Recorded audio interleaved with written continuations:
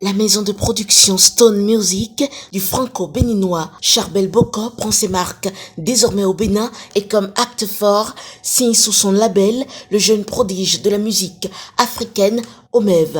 Retour sur les implications de cette nouvelle aventure pour la maison de production et pour le jeune artiste Omev. Stone Music Prod, en fait, c'est une maison de production franco-ivoirienne qui ambitionne de promouvoir la musique africaine à travers le monde. Alors, notre objectif premier, c'est d'apporter notre pierre à l'édification d'une culture africaine qui se veut garante de nos mœurs et revendicatrice de la place qui lui revient de droit au soleil de l'industrie musicale. Ainsi, nous entendons à travers nos actions contribuer à un meilleur impact de la musique béninoise sur le reste du monde. Stone Music, après son expérience en France et en Côte d'Ivoire, a décidé de mettre le cap sur le Bénin. Un pays qui, vous conviendrez avec nous, est en plein essor culturel et mérite largement et de loin de s'enorgueillir des prouesses qu'il a jusque-là faites. Nous voyons à travers le Bénin une ressource riche et intarissable de talent, une réserve incommensurable de pépites sur lesquelles nous pouvons reposer nos lauriers. C'est donc dans cet état d'esprit que M. Charbel Boko, alias Stone, un investisseur et promoteur culturel français d'origine béninoise, a eu la noble vision de revenir investir à la maison. Voyez donc, à travers cette initiative, ce projet, le retour de l'enfant prodige, l'enfant du pays, car oui, Charbel Boko, c'est l'enfant du pays. Cet enfant du pays qui a succombé à l'appel fort de la terre de ses ancêtres. Ceci dit, aussi beau, aussi noble et aussi louable que puisse être ce projet, nous ne pourrions y arriver tout seuls, car comme vous le savez très bien, une seule hirondelle ne fait pas le printemps. Et puis, ce n'est pas dans la singularité, dans l'aparté que nos ancêtres ont bâti ce pays qu'on affectionne tant.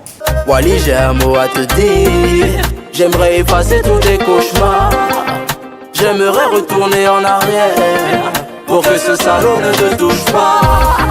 Mais hélas, la vie n'est pas un DVD, toute réalité t'es puni sans être coupable. Yeah. Coucou le game, c'est Golden Gang, salut les pseudo gangsters. Visitez clair, profitez bien, you can slow down les falling stars. Ma fermeture est claire, ouverte sur votre putain. Je pense que c'est juste une bénédiction quand vous avez la chance de signer un artiste comme ça. Parce que il y a très peu de maisons de production qui peuvent s'enorgueillir d'avoir cette chance-là. Eux, ils ont besoin d'influencer, de corrompre en griffe le style musical de leur artiste. Ah, il faut forcer. Entre-temps, peut-être qu'il fait du commercial, on veut qu'il revienne au rap, qu'il en vienne au rap, il faut forcer.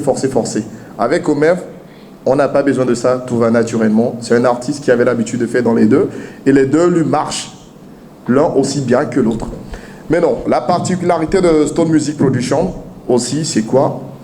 Vous savez, la majorité des membres de Stone Music, c'est pas des profanes, c'est des gens qui ont été artistes, qui ont été rappeurs, qui ont été chanteurs par le passé.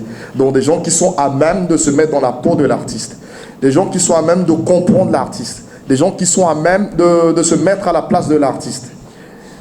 Et qui sont à même de respecter le travail de l'artiste, de respecter cet art et de l'apprécier à sa juste valeur. C'est ça, nous, notre particularité. Lui, en tant qu'artiste, il a même de comprendre qu'un artiste, ce qu'il fait, c'est de l'art. Et il faut avoir du respect pour ce art-là. Il faut laisser ce art-là s'exprimer. Il faut le laisser s'épanouir. Et quand on veut laisser ce art s'épanouir, on ne demande pas à l'artiste, non, on veut plus que tu rappes, on veut plus que ci, on veut plus que ça. Certes, il faut une direction artistique. Mais la direction artistique n'implique pas forcément d'influencer ou de corrompre le style musical de l'artiste. Donc nous, on accepte nos artistes tels qu'ils sont. Déjà, on les a signés pour quelque chose. Alors, si tu me signes pour quelque chose et que tu me demandes maintenant de laisser tomber la chose, sachez à quoi que tu me signes. En tout cas, nous, notre Omev, on l'aime exactement tel qu'il est. On ne veut rien changer à sa façon de chanter, sa façon de rapper. Quand il chante, pour nous, ça passe crème. Quand il rappe, pour nous, c'est pareil. Voilà.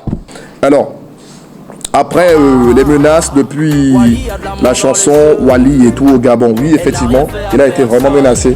C'était le son Wally, vous savez, c'était plus qu'un son. Ce son, à chaque fois que moi je l'écoute, je sais pas, pour moi c'est plus qu'un son, c'est un esprit, ce son-là.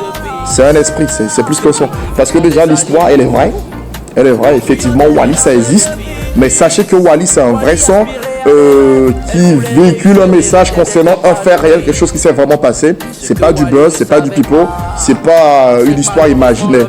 Et effectivement, les menaces de Omev, que Omev a reçues, effectivement, sont avérées. Et c'est vrai, et Omev, il a été menacé à plusieurs reprises. Il a été menacé de mort. Et voilà. Mais bon, c'est les risques du métier. Voilà. Donc, c'est un peu ça. Ça ne va pas empêcher l'artiste de rester éveillant de conscience. L'autre question, c'est connaître le business plan derrière Omev. C'est le modèle standard. On va investir sur lui et avoir des retours. C'est un peu ça.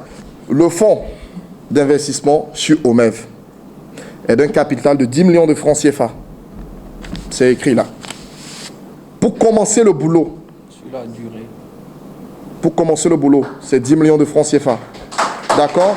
On a commencé déjà par investir sur lui déjà. Je pense qu'il faut tenir compte des réalités de chez nous. Ailleurs, c'est rien du tout. Ailleurs, c'est rien. Même le producteur, il fait plus que ça ailleurs. Mais il faut tenir compte des réalités de chez nous. Et là, il y a un budget de 10 millions déjà d'abord pour commencer le boulot. Voir ce que ça va donner d'ici à là.